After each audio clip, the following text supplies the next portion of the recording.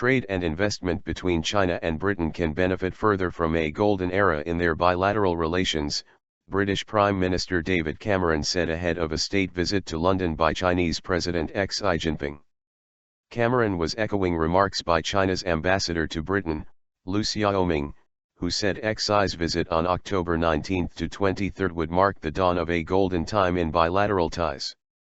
It's going to be a very important moment for British-Chinese relations, which are in a very good state, something of a golden era in our relationship, Cameron told China Central Television.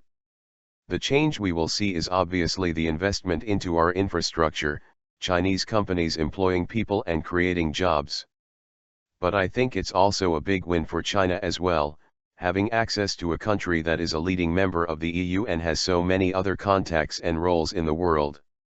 Cameron's Conservative government is seeking to renegotiate the terms of Britain's EU membership and will call a referendum by the end of 2017 on whether to stay or leave the bloc.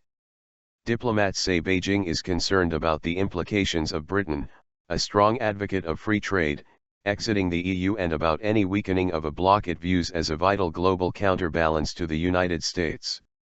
Despite such concerns, Xi's visit will take place in a cordial atmosphere and include a state banquet hosted by Queen Elizabeth at Buckingham Palace.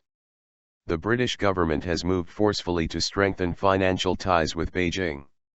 Earlier this year, it broke ranks with the United States, its close ally, by signing up as a founding member of China's new Infrastructure Investment Bank. Cameron said British exports to China had quadrupled over the past decade and he shrugged off concerns about the current slowing of Chinese economic growth.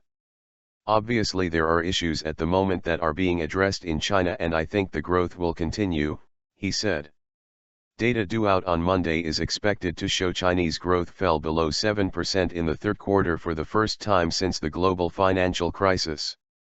Chinese leaders have been trying to reassure global markets that Beijing is able to manage the world's second-largest economy after a shock devaluation of the yuan and a summer stock market plunge. Analysts caution there may be little concrete behind the warm words during Xi's visit, with final deals on nuclear energy projects and high-speed rail links in Britain a long way off.